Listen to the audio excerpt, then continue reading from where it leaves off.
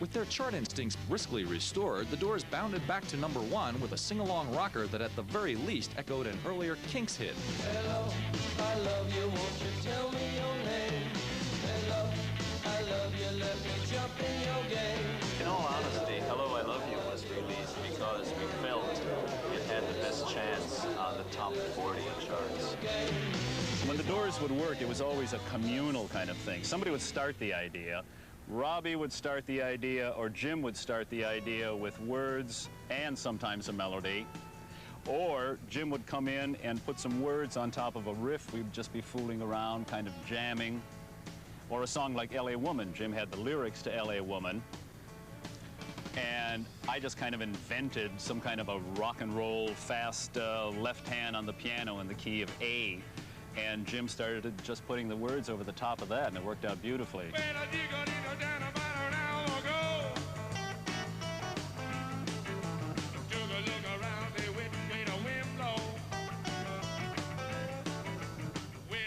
Most people think, I guess, that Jim wrote most of the songs because he was the singer and all, but, you know, I did write some of the hit songs. Light My Fire, Touch Me, Love Her Madly, Love Me Two Times. Love me 2 times, I'm gone away. Our songs would change constantly, and that's how our songs actually evolved, is they would change on stage. Jim would always improvise. Jim always had the freedom to stretch out and take it somewhere, and we, Ray, John, and Robbie, never knew where he was going to go, never knew what was going to happen. Came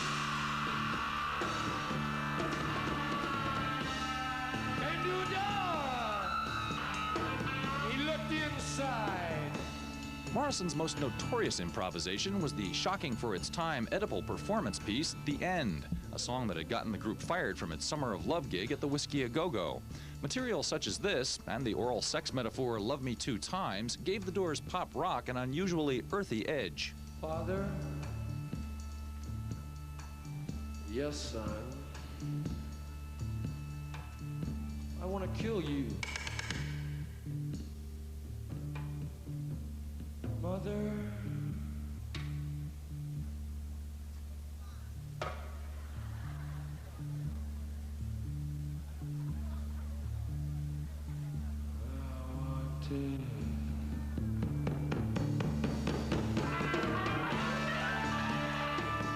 The Doors in concert it could be incredible.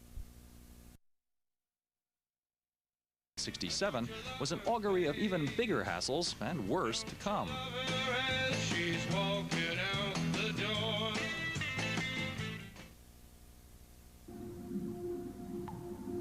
Our art and perfect our lives. We live, we die, and death not ends it. The road to excess leads to the palace of wisdom. And Jim Morrison was a very excessive person. I think he had to be excessive. He had to take it to extremes. He dared to dance the shaman's dance. People are strange when you're a stranger. Faces look ugly when you're alone. Women seem wicked when you're unwanted. Streets are uneven when you're down.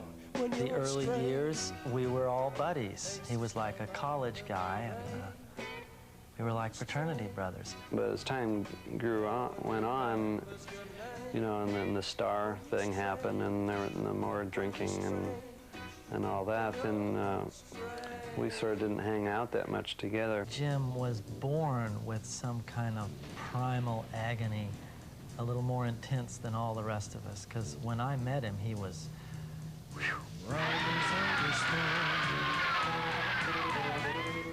Riders on the storm. By 1969, increasingly out of it on drink and drugs and disillusioned with the life of a pop star, Jim Morrison, for the Doors, was a disaster waiting to happen. Miami really turned into a disaster for the Doors. At the time, nobody really thought it was such a big deal. We knew it had been one of those Doors shows in which things didn't go right. As a matter of fact, everything went wrong. Jim was drunk out of his mind at that show.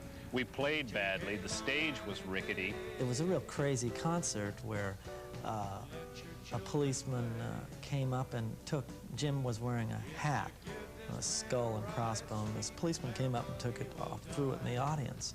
And Jim took the cop's hat off and threw that in the audience. And at the end of the gig, our manager paid the cop for his hat, and we were all laughing about it. I was real embarrassed and everything, but I didn't think that that Jim was gonna get busted for obscenity or something like that. I mean, there was plenty of cops all around the stage for the whole concert. And after the show, we went back to the dressing room, had a couple of beers with the cops, and we left, you know. And then about a week later, the news comes down that Jim is under arrest for obscenity or something in Miami. And we, you know, it was a big surprise to us. In March of 1969, Morrison was arrested in Miami for allegedly exposing himself on stage. He never served a sentence, but the case did take up most of his time for the rest of the year, and it signaled the beginning of the end.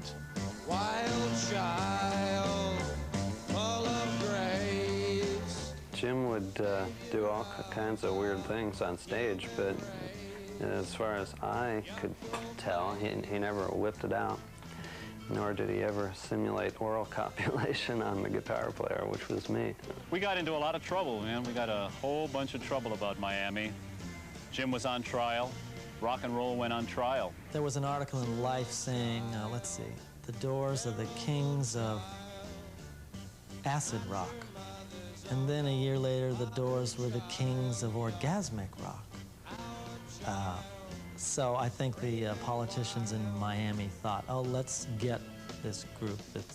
Let's try and get them because they're an example of kids and drugs and whatever. And I think that broke him, man. I think that's what maybe did it, you know? I think that was like the final straw. I don't know that Jim Morrison killed himself. I wouldn't be surprised if it was the weight of Miami. It was like the last straw. In the last few years, as his drinking, etc., he would get more loaded.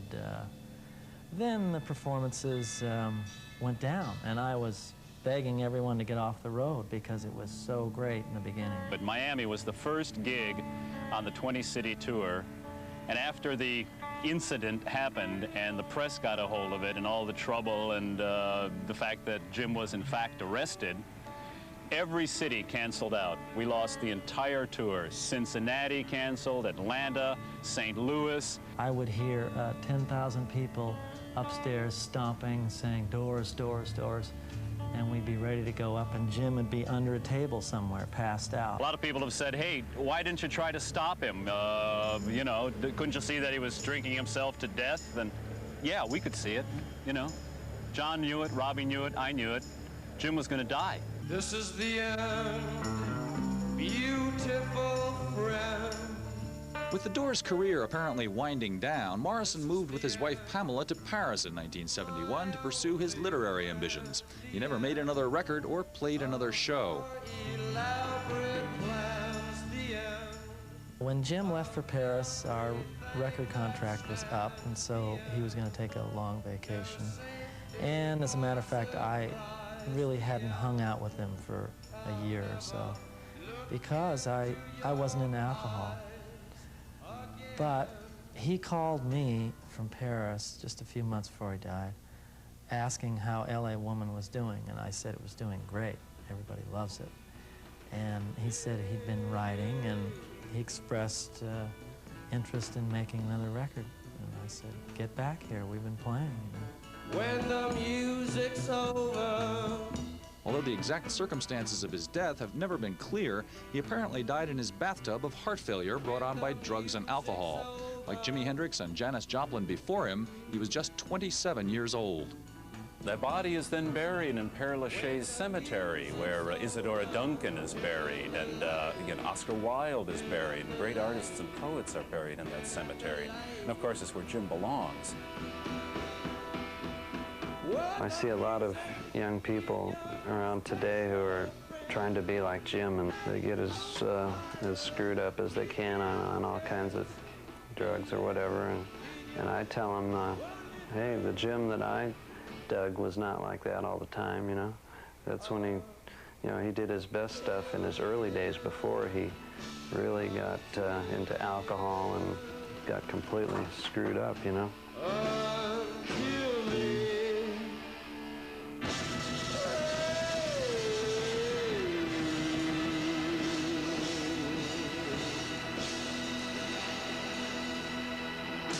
Touch me, babe. Can't you see that I am not afraid? What was that promise that you made? Why won't you tell me what she said? What was that promise that you made?